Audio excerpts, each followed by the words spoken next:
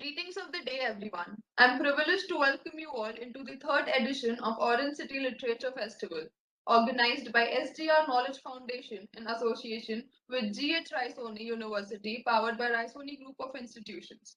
I am Sanjeevni Meshram, delighted to be your anchor for today's session. India's Power Elite, Class, Caste, and a Cultural Revolution by Dr. Sanjaya Baru in conversation with Ms. Sunaina Kumar.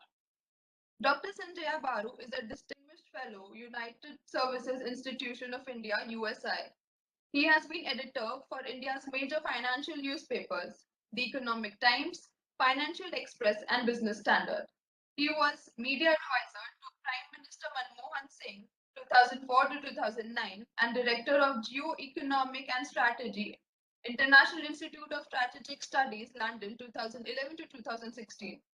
He was Secretary General, Federation of India Chambers of Commerce and Industry 2017 to 2018. He is a founder, trustee, Forum for National Security Studies, and was member of India's National Security Advisory Board to 1999 to 2001. He was member of the governing body of Center of Policy Research and visiting professor Lee Kuan Yew School of Public Policy, Singapore, and Indian School of Public Policy, Delhi. He was professor of economics at University of Hyderabad and Indian Council of Research on International Economic Relation. He was also a member of Indian Asian Amity Person Group 2010. He is an independent director of the board of Bofort Limited. His publications include The Strategic Consequences of India's Economic Rise 2006, India and the World, Essay on Geo-economic and Foreign Policy 2016, The Accidental Prime Minister, The Making and Unmaking of Manmohan Singh, 2014, 1991, How P.V. Narasimha Rao Made History, 2016, Power Shifts and Trade Blocks, Editor, 2015, The Bombay Plan, The Blueprint of Economic Resurgence, Editor, 2018, Beyond COVID's Shadow, Mapping India's Economy's Resurgency, to Editor, 2020, India's Power Elite, Class, Caste, and the Cultural Revolution, Penguin Viking 2021. The New Cold War, Henry Kissinger and the Rise of China, HarperCollins 2021. It's an honor to have you with us, Dr. Sanjaya Baru. And this gets even more delightful as we have Ms. Sunaina Kumar, who will be in conversation with him as the moderator. Mr. Sunaina Kumar is Senior Fellow with the Center of New Economic Diplomacy at the Observer Research Foundation, where her research interest includes gender and development. She has been a journalist for over 15 years and worked as a senior editor with the Indian Express and Open Magazine. She has contributed few features to The Guardian, BBC, Der Spiegel, Al Jazeera, Mint, among others. Her journalistic work has been supported by grants from the European Journalism Center, Dutch Center at Columbia University at the Boss Foundation. I once again welcome you, Dr. Sanjay Baru, sir, and I welcome you, Sunaina ma'am. Now, my dear audience, you all are about to experience a conversation between two very dynamic individuals. So without skipping a moment, I humbly invite Ms. Sunaina to lead us ahead. Thank you very much for that introduction, Sanjeevni. Hello and welcome to the Orange City Literature Festival. Before we bring in Dr. Baru, I'd like to take a couple of minutes to talk about the fascinating book that he has written, which is released this summer, India's Power Elite, Class, Caste and Cultural Revolution. This book couldn't be more timely as it identifies and dissects the rise of the new power elite in India and the shift from the old establishment. A shift that has become all the more apparent since 2014, but has been brewing for decades before that. The power elite is a term used by the American sociologist C. Wright Mills to describe those that occupy the dominant positions in the dominant institutions like economic, political, and military of a dominant country. Taking off from that, the book looks at changes in politics, business, culture, bureaucracy, and media in contemporary India, to understand who is the new elite, how this new group of elite was created, and what this means for Indian society. Sanjay, thank you very much for joining us today. My first question is really rather simple to get us off the block. What led you to write this book? And if you could break down for our audience, what is the new power elite and how is it different from the old elite? Thank you very much, Sunaina. Thank you, Sanjeevni, for the introduction. I'm delighted to be here once again at the Orange City Literature Festival. But I'm sorry that I'm not there in person in Nagpur. I would have loved to be there. But thank you to the organizers for hosting this session. Thank you, Sunana, for reading my book. I have a copy here, which I can hold it up for those who are viewing. That's the copy of the cover of the book. What led me to write this book? Well, the book in some ways has been in my mind for a long time. As I've explained in the introduction, I read Wright Mills many, many years ago when I was a student of politics and economics. And as I've lived in Delhi now for almost 3 decades, I've observed the nature of power in Delhi, the shifting, political kind of support basis of that power. Changes in business. I have been in the media, business media, and have looked very closely at how different business groups have come and gone. As I quote in my book, a communist leader who said that in Nehru's time, we had Tata Birla ki sarkar, and now we have Adani Ambani ki sarkar. And that itself is an important power shift in the country. So looking at all of this over the years and reading stuff on, the nature of Indian power elite, I've been wanting to write this book for a long time. And fortunately, COVID provided the final opportunity. The lockdown months sitting at home, nothing much to do. And luckily, I had a lot of the literature I refer to with me. So I didn't have to go out to a library to do the research. And I was able to put this book together. Now, on the question that you ask, who are the power elite, or rather, what is the nature of that shift? I think the best way to sum it up is refer to the famous quote statement of a very, very distinguished socialist leader, Ram Manohar Lohia. Lohia is a very underrated leader today. Very few people are aware of his writings. When I was a student, he was very much in the news because many of the individuals who were rising in politics at that time, Mulayam Singh Yadav, Lalu Prasad Yadav, a whole lot of politicians from northern India, from backward caste, owed their allegiance to the ideas of Manohar Lohia. And Lohia said very famously in a very important essay written in the late 50s that India's ruling class is defined by three characteristics. One, they are upper caste. Two, they have inherited wealth. And three, they are English speaking. And that is in the late 50s. When we look at the same power elite today, it's very clear to us that that is no longer the case. First of all, it is no longer upper caste. If you look at not just the political leadership, but also business leadership in many parts of the country, you see a lot of people from the middle caste in the political and the business elite. Second, the inherited wealth is no longer important. In fact, in both Ambani and Adani, who are today's billionaires and the most wealthy businessmen, neither of them benefited from inherited wealth. I mean, Mukesh did, but his father was first generation entrepreneur.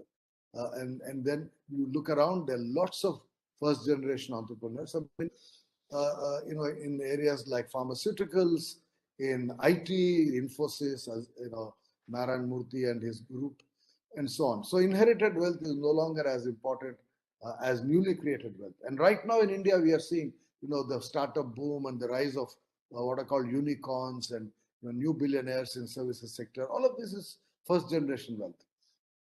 And the third change, which is again significant, is the elite are no longer English speaking.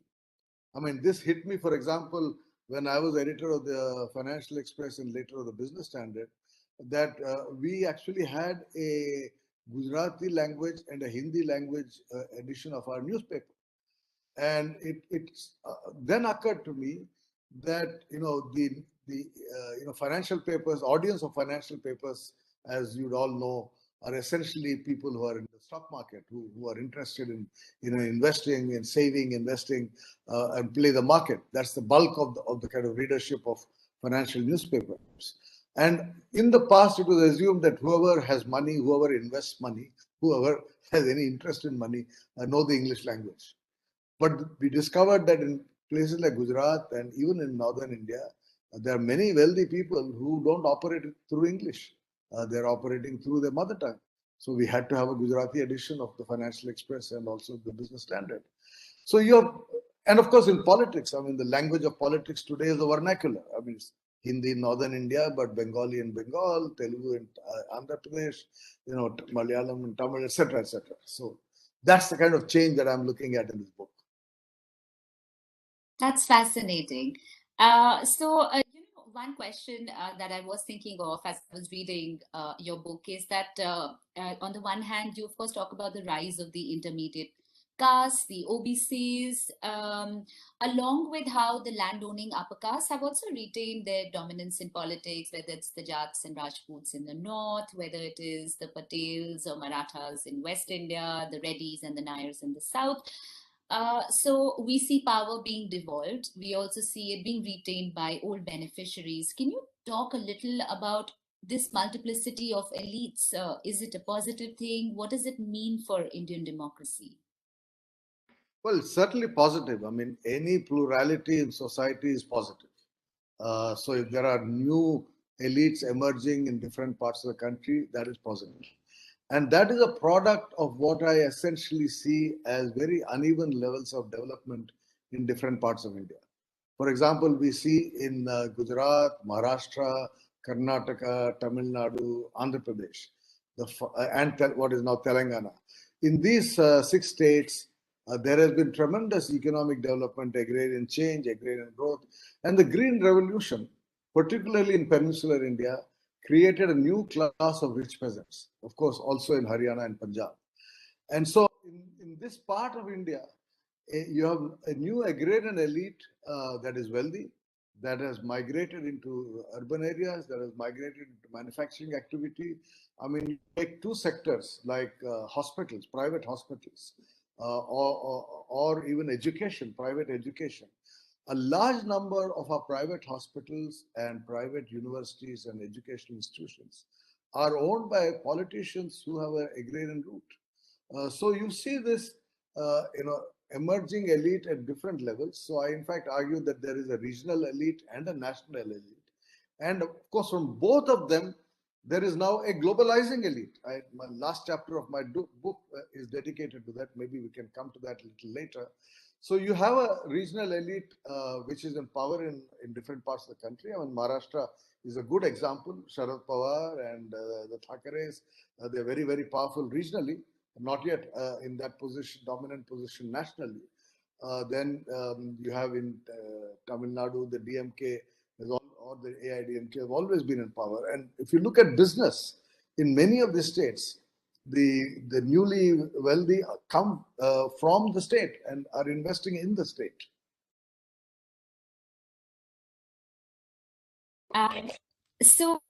In fact, since we are talking about business, the thing that you do bring out in the book is the nexus between business and politics, which is not new, of course. It has always existed in India.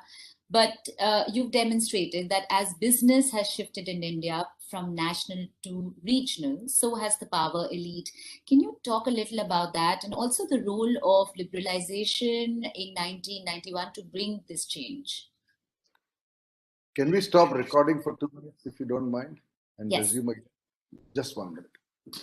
Have mentioned business. One of the things that you do talk about in the book is the nexus between business and politics, which is not always new. It has always existed in India since the time of independence. But you've demonstrated that as business has shifted in India from national to regional, so has the power elite. Can you talk a little about that and the role of liberalization, the reforms of the 90s in bringing that change? Yes, I think the interesting thing about the 90s is it was a decade of change. I mean, if you take the top 100 business groups in India from 1980, 1990, 2000, and even before 1980, you find there's hardly any change in the top 100 names of the top 100 up to 1990. But between 1990 and 2000, you see a dramatic change. I mean, you see groups which were not even in existence in 1990, like Sunil Mittal of Airtel or Munjals of Hero, a lot of new businesses. So liberalization had the impact of facilitating the growth of new businesses, and that changes the composition of the business elite. But that was also interestingly a decade of political change. I mean, in 1991, with the assassination of Rajiv Gandhi, the Nehru Gandhi family went out of politics. Um, and you have an emergence of a completely new set of politicians. And even in 2004, Congress could only come back to power with an alliance, with coalition. And so you have a very interesting transition happening both on the business side and on the political side. So 1990s, in my view, is a decade of change. Right, and since we are talking about business and politics being connected, we can see that the rise of the new elites is on one hand a function of the economy, but how important is the cult of an omnipotent leader like Prime Minister Modi in the making of the new elite? Would it have arisen without him? Yes, yes, absolutely. I think the process of change is more fundamental. But the reason in my book I begin by focusing on Modi is for two reasons. One, I mean, while we had Deve Gowda earlier as a prime minister who was from the backward caste, Modi was the first popularly elected, powerful middle caste political prime minister in the country. Till then, Manmohan Singh, of course, was Sardarji. There was upper caste dominance at the national level, even when at the state level you see a transition from middle caste, from the upper caste to the middle caste in terms of power. So Modi symbolizes the arrival of these middle castes. I mean, what we call the mandal groups who came to into political importance during the 80s. But Modi was the first prime minister from the backward class, and that changes the nature of the Congress of the BJP. I mean, BJP under Vajpayee was very much an upper caste party, but Modi, has consciously changed the caste base of the BJP. It's interesting that in a recent cabinet reshuffle, the government actually put out a press statement giving the caste composition of the cabinet, which is for the first time. The second reason I begin by looking at Modi is that he, unlike Atal Bihari Vajpayee, came to power challenging what he called Lutyens Delhi and the Khan Market gang and the Delhi elite. I argue in my book that Atal Bihari Vajpayee absorbed this elite. He incorporated them into his governance. And I quote a famous column of Swapan Das Gupta, who's a BJP MP in Parliament now, who wrote sometime in the late 90s criticizing Vajpayee, saying, "Why are you depending on the old elite? I mean, we should create our own elite." It's a very interesting argument. And I think that is something which Modi has done, which is to create his own elite. That's interesting. It kind of foretells what was lying ahead. But as you said, and as we know, that the new elite has been created alongside a takedown of the old elite in a way, and the old elite has been portrayed in public perception as a self-serving, privileged group of people, which is out of touch with the majority of the country. Do you think that's a charge that sticks? Is there truth to it? Sorry, last, what did you say then? Do you think? That is there truth to that? The fact that this elite is out of touch with the majority of what this country is, or is it more of a convenient way of for the takedown? Yeah, I think it's more a convenient way of takedown. I mean, the point I make is that the nature of power is shifting from a class that was more comfortable in the English language to a class that is more comfortable in the vernacular. That is the shift that is happening. which of course doesn't mean that those of us who operate in the English language are not aware of what is happening in the country. I don't think that alienation is because of language. There is a certain alienation of the elite that has always been there. I mean, even before independence, always the elite, there's a level of alienation.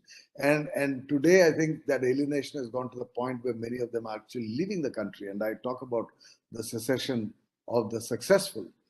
But I think the point I make is that, 20 years back, if you went to a dinner in any city, I mean, Delhi, Bombay, Bangalore, any urban environment, people would use forks and spoons, and those who did not know how to use a fork and knife or spoon would feel uncomfortable. And I've seen this myself. I'm sure many of us are familiar with those situations. But today you will find that people are not so worried. I mean, they don't shy away from using their hand. So I use the metaphor of those who are kind of eat with fork and spoon and those who eat with their hand as the change in the nature of the elite.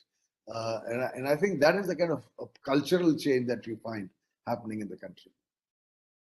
And that's interesting because the new elite claims that they represent those who were not represented earlier, those who were excluded, those who did not belong to privileged families or were not English speaking. What would you say of this new elite? Is it as disconnected from the people of India as the old elite? Well, I think what I would say is, of course, by and large, all elites remain disconnected from their environment. I mean, for example, if you today look at the Indian media and look at the arguments or discussion about the performance of the economy, everybody says the economy is on the bounce back, recovery has happened, growth is happening, V-shaped recovery is what the government says. But the reality is that what we have is what I call a K-shaped recovery, which is a V at the top, but a decline at the bottom. Unemployment has gone up, poverty has gone up.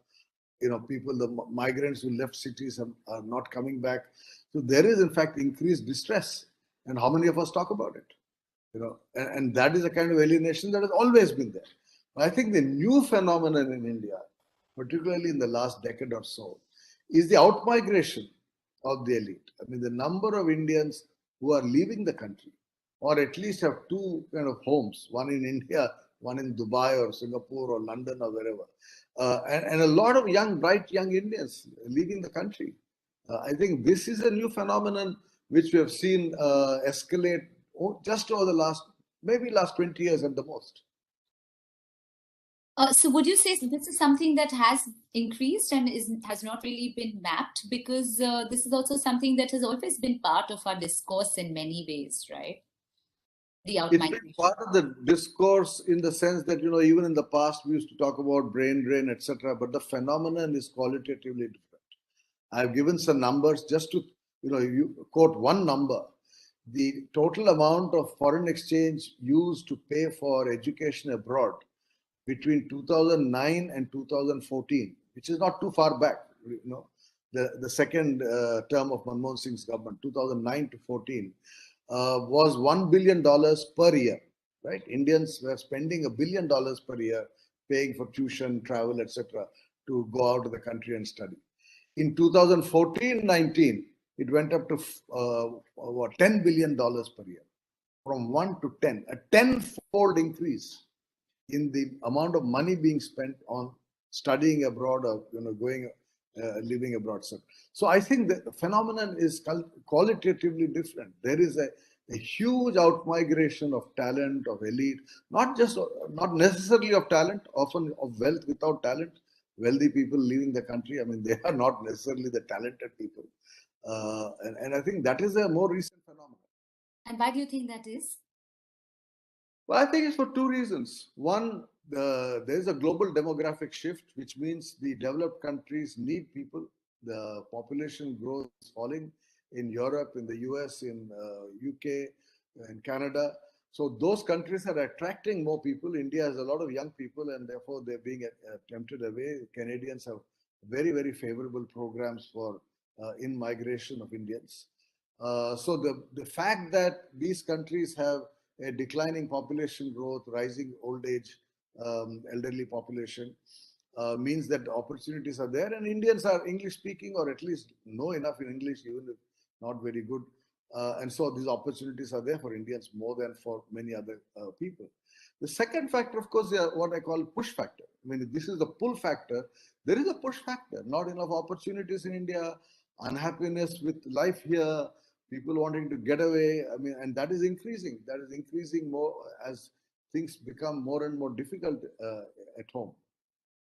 Definitely, the push and the pull, and one of the things that that you bring out in the book, which is fascinating, as you categorize the elites into three categories: the national, the provincial, and the global, is actually talking about the global Indian elite and how this is a phenomena of the current times, and also the political regime, which is trying to establish a relationship with the global Indian elite, the Indians who live outside of the country.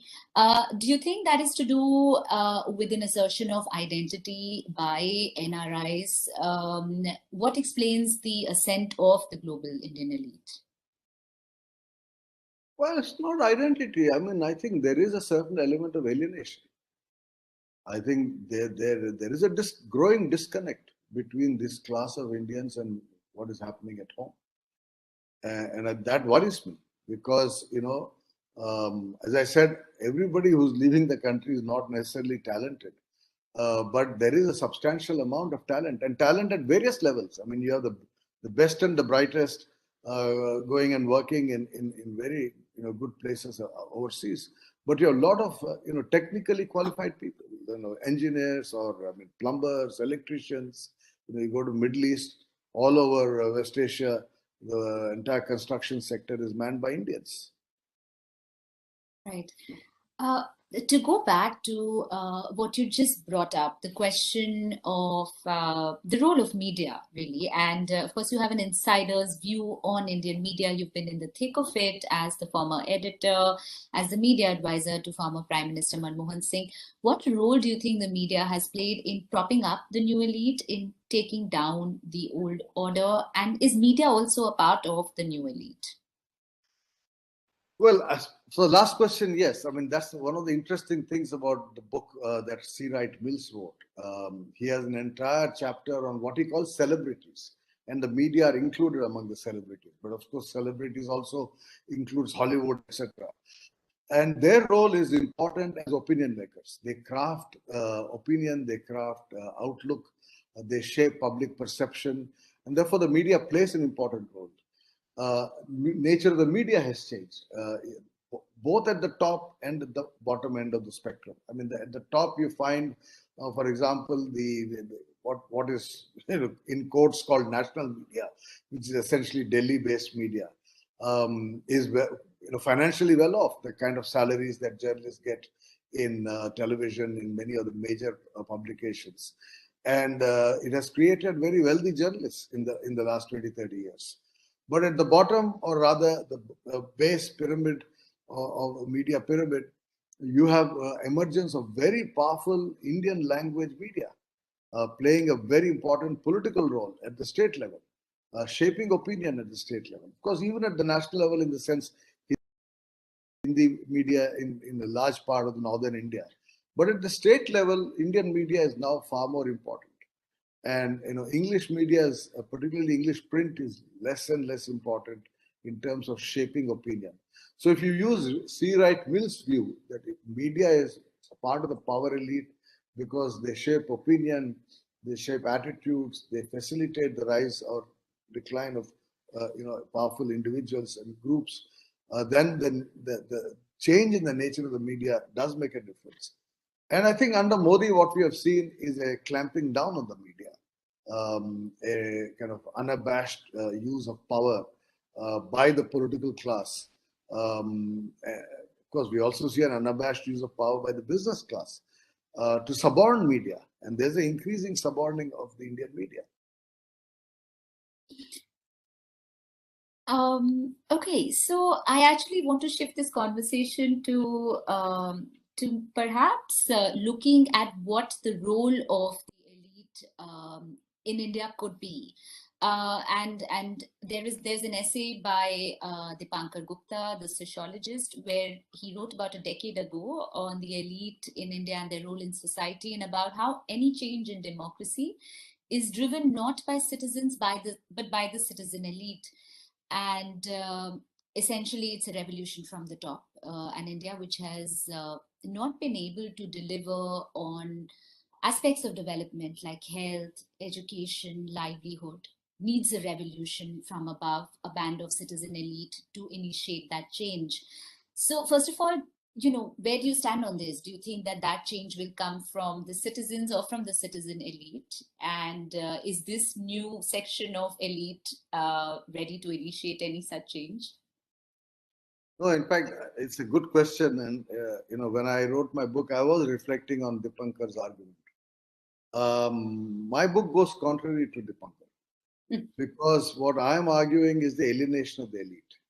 So while Dipankar sees some hope that he sees the elite as an agent of change, I'm afraid the elite have failed to be an agent of change. I mean, right now we are living through a situation where there's a lot of distress, unemployment, unhappiness, etc.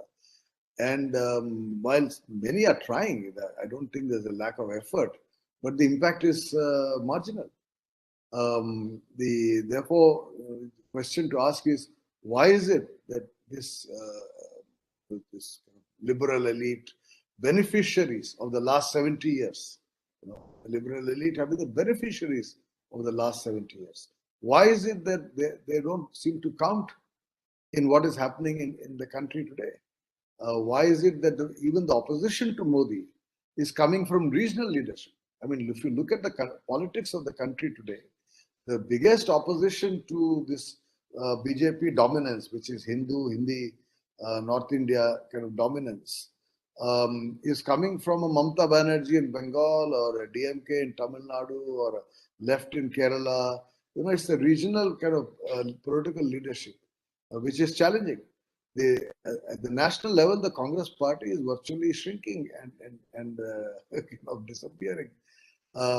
So I think it's interesting that the old elite have lost influence and are not able to shape a discourse. I mean, you take a simple thing like education policy. In most modern societies around the world, historically, education, which is the fundamental agent of change, of progress, of empowerment, whether empowerment of women, empowerment of new social groups, education is such an important phenomenon in changing society, in empowering individuals. And yet there is so little focus on education today among the elite. What the elite is doing is to simply leave the country and go away, in search of better education. Rather than stay here and improve what is available here. So you have more hope for change being initiated by the citizens? I do, actually, even when I look at protest movements and the fact that a lot has changed in the last decade, including what social media has done in many ways. Absolutely. Change has to come from below. Change has to come from below. Right. So we don't have much time left, and I still want to get in a few more questions to shift the tone over here. I actually read a column of yours in which you wrote that the power elite in India never admits to its status, that those that you have identified as the new elite in your book have denied their elite status. Is it that they are not aware of their status as the new elite, or is it uniquely Indian, as you said, to be for humble? Because I would have thought that this new elite would want to declare it is here and for us to take notice. Well, I think that is where there's a certain schizophrenia of the elite, that you want to be seen as the powerful, but you don't want to face the consequences of being identified as a powerful. So there is a certain schizophrenic character to the elite. It's unfortunately not a idea that I've explored in the book. It's an interesting question. And yes, there was a column I wrote, but the many ideas that have come since I've written the book that have gone into various columns, and certainly this is one of those. I think the real problem with India today is that those social groups whom I identify as elite feel very uncomfortable with that status, because essentially the underlying social attitude in our country is still one of denying your wealth, denying, the nouveau riche who claim their wealth, who demonstrate their wealth. I mean, like Mukesh Ambani's, tower in Bombay. I mean, this is the new kind of rich, are still conflicted about, their status. Right. I would actually like to know now, since this is a literature festival, to shift the conversation from political analysis to also understand your process as a writer. How do you try to maintain objectivity when you write on what has actually become extremely fraught debates of our times? Well, I'm a non-fiction writer. I've not written fiction yet, and I don't believe in objectivity when it comes to writing. I think whatever we write is our views. These are my views. I've always said this. Even with the book that became a bit controversial, The Accidental Prime Minister, I said, look, this is my view. And I quote a lovely quote from my distinguished predecessors, H.Y. Sharda Prasad, who was the media advisor to Indira Gandhi for 13 years. And he once drew attention to the famous Japanese film, Rashomon, Akira Kurosawa's film, Rashomon, where the story is of an event that happens where three different witnesses have three different versions of that event. And that is generally referred to as the Rashomon effect. That we can all be present at the same event but have a different view of how it happened. And I think that has to be true for whatever one writes. So when I write something, I'm saying that, look, this is the way I look at it. That doesn't mean it's the most objective way of looking at it. There may be others who say, oh, no, that's not what happened. I think something different happened.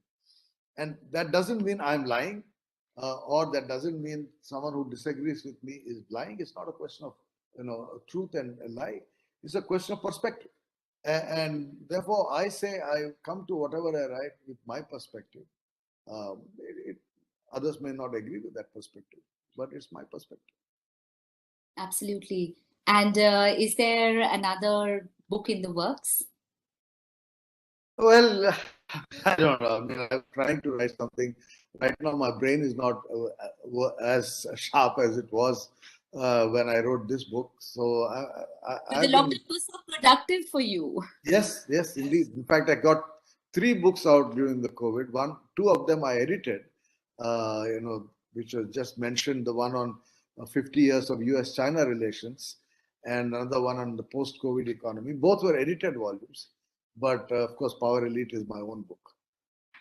Right. And what is it that is occupying your thoughts for the time being? It's a small book. It's not a big one. It's about 75 years of the economy. August 2022, India is going to turn 75. So a lot of books are looking at what happened in these 75 years. But I've decided that my book will be focused towards, young people, basically high school and college students. The new generation, to explain to them what happened in the last 75 years. Really looking forward to that. And for the sake of our readers, as my final question to you, if you can share a book on contemporary India that you have found interesting in recent times. On contemporary India, well, the book I've just finished reading is Amitav Ghosh's book, The Nutmeg Scars on the impact of climate change and the role of colonialism, imperialism. I'm afraid I've not read anything new on contemporary India, because I kind of think that I know India enough not to waste my time reading books about India. I read books about other countries and Amitav Ghosh's book, of course, is a fantastic book. That is something I would strongly recommend. Similarly, there's another very good by Vinay Lal on on viruses, and I think that's also a classic because we are all suffering from coronavirus COVID, I think he looks at the history of viruses and the biology of viruses. Those are the two books I've recently read. I'm afraid I haven't read much on contemporary India, right, apart from my own work. Right. Thank you so much for taking out time for this and for sharing your insights. It was really fascinating to hear from you, and look forward to all the books and writing that lies ahead for you. Thank you so much. Thank you, Sunaina, and thank you to the Orange City Literature Festival. Bura, sir, and Mr. Nana for joining us today. We wish we all get to hear you both again, and we'll be equally enlightened as we all are today. And for my dear massive audience, I'm sure that after witnessing this conversation, you all are taking home an enriched version of yourself, just like I am. Thank you for joining us today. Until I see you again, this is Sanjeevni Meshram signing off.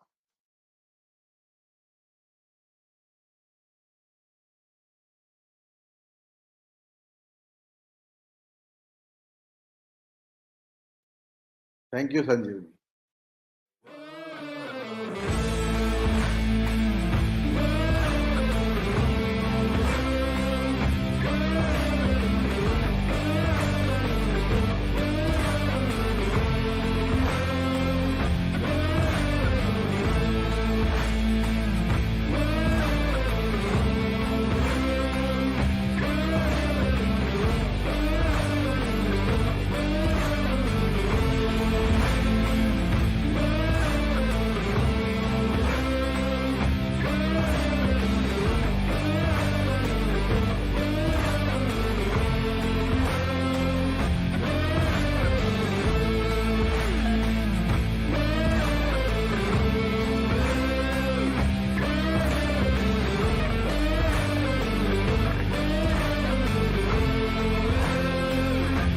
Welcome to Raisoni Group, a vision beyond.